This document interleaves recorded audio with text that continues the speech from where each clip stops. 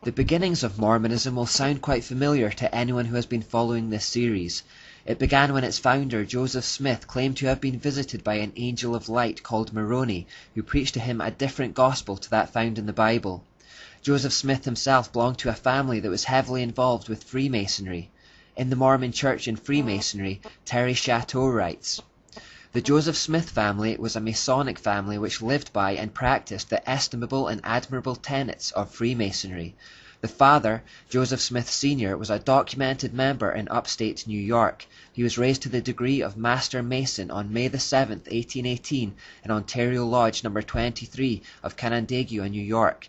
An older son, Hiram Smith, was a member of Mount Moriah, Lodge No. 112, Palmyra, New York. Joseph Smith was also a Freemason himself, who joined the lodge in 1842. In his book History of the Church he says, he was with the Masonic Lodge and rose to the sublime degree. As a result of these connections, Joseph Smith borrowed heavily, you could actually say plagiarized from Freemasonry in the formation of his own religion, and the two therefore share extensive commonalities in terms of symbols, signs, handshakes, vocabulary, and clothing such as aprons and robes.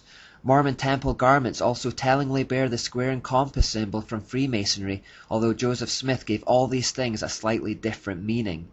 I'm not going to go into too much depth on Mormonism, but we only need to have a quick look around the home and centerpiece of the religion, Temple Square in Utah, which was designed to be an equivalent to the temple in Jerusalem, to see the same old Babylonian symbols. The inverted pentagram representing Satan, for example, is to be found all around Temple Square in many different forms, such as here above the windows. We also see images of the sun, and the combination of sun and moon that represents the union of the male and female principles. Above the door we also find the all-seeing eye peeking out from behind a veil and surrounded by a sunburst. The veil could well represent the initiation of going through the veil towards the light, or the fact that the true nature of the cult is veiled to the uninitiated. One of the ideas Joseph Smith took from Freemasonry for his cult was secret handshakes, and this is also alluded to on the temple. Masonic buildings have similar engravings such as this. Within Temple Square there is a museum documenting the history of the Mormon Church. It too contains the symbols that betray its mystery root. These pentagrams are to be found at the entrance to the museum. Manly P. Hall wrote, "In symbolism, an inverted figure always signifies a perverted power.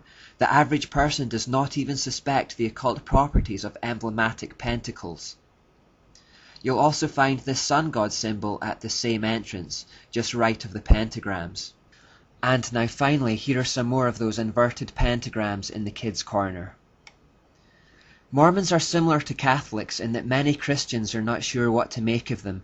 They seem to be clean living, well-meaning, and use many of the same words as us, so there could be an attitude that they're basically on the same team with just one or two unorthodox ideas. Mormons actually believe that they can become gods through being a good Mormon, who will one day be given godhood over their own universes, and that God himself was once a man on another planet. These are, of course, lies straight from the serpent's mouth. They believe the Book of Mormon has higher authority than the Bible.